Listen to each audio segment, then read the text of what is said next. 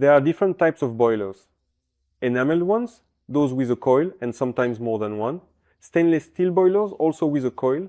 Layered loading boilers, boilers with a tank-in-tank design, as well as direct heating gas boilers. Let's figure out what fundamentally sets them apart. Boilers with a stainless steel coil and enameled boilers are structurally completely identical. So what is the difference between them? Enameled boilers are made of black steel and are more susceptible to corrosion, which is why they are coated with a protective enamel on the inside. However, over time and with use, this enamel can deteriorate. To prevent corrosion, a magnesium anode is installed in the boiler. It forms a galvanic pair with the ion. Thanks to this, magnesium ions from the boiler's anode are delivered to the damaged areas of the enamel, thereby sealing micro cracks and preventing corrosion. For this reason, checking and replacing the magnesium anode in enameled steel boilers becomes a mandatory procedure during every maintenance service.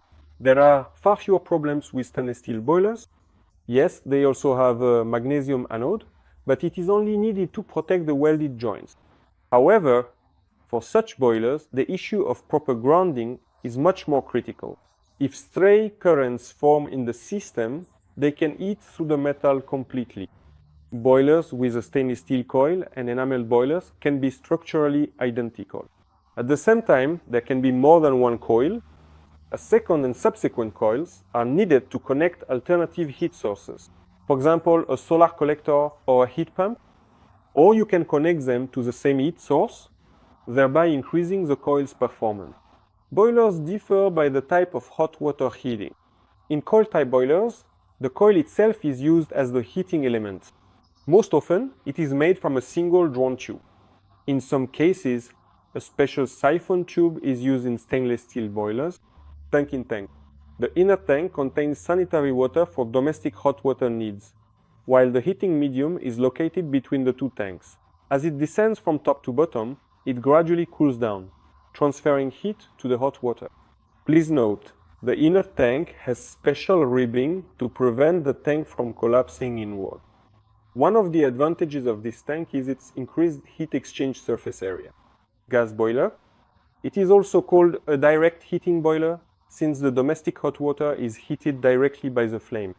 Inside such a boiler, there is a flue pipe. A tubulizer is used to slow down the flue gases.